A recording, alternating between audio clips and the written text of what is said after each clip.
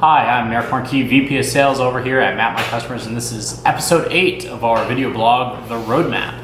This week we're going to be talking about the customer's buying journey and what is it, why is it important, how does it affect your sales and marketing organization. Those are all going to be some of the different components that we're talking about. Really, the customer buying journey, what is the concept?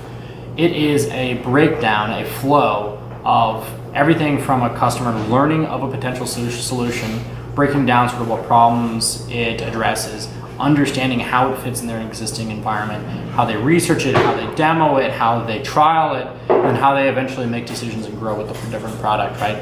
So there's a lot of research today out there about the percentage of the customer buying journey that is done before sales and marketing are even brought into the conversation. A lot of times people are saying it today, it's up to 60% of the customer's decision-making process is done before they even get that initial touch point with your team, right?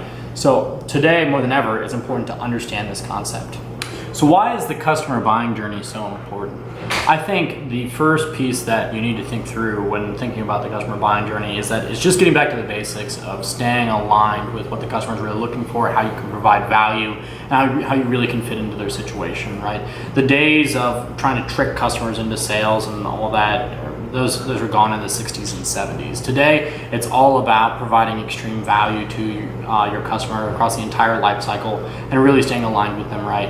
One of the number one things that we see in different sales organizations that we work with is that sometimes people try to sell too early in the process, right? When people are just doing research, they're just trying to understand things, someone's going in and trying to sell them when they're fundamentally not there, right? The customer buying journey is breaking down everything from understanding potential solutions and problems to doing that research to understanding the options and eventually making a decision and into sort of the full customer life cycle. So how do you actually take this and then apply it to your sales and marketing organization?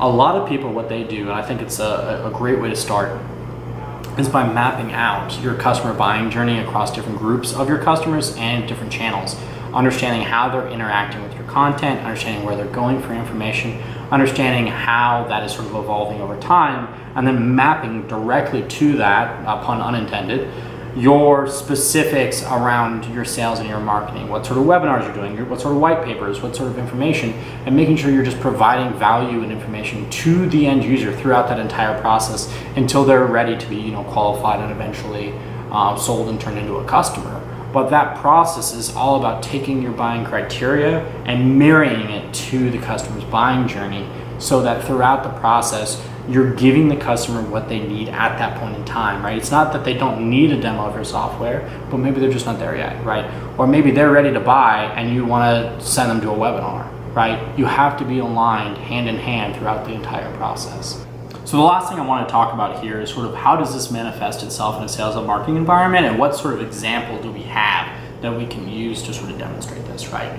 So first example to consider, and this will be relevant for a lot of people, is purchasing a home, right? If you're getting ready to purchase a home and someone comes up to you and says, hey, we have the perfect home ready, it meets all your criteria, it meets your budget, we just need you to sign it, go ahead and sign it.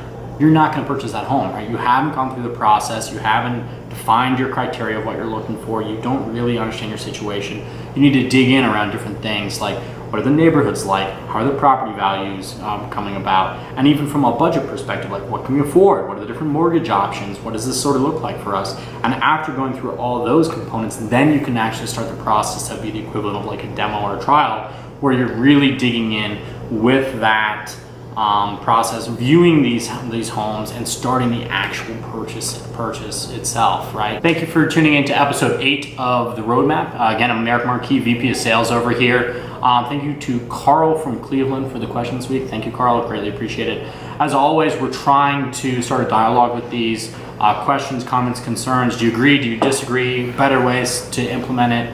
Those are all things we're looking for. So thank you guys as always, and I hope you have a great week.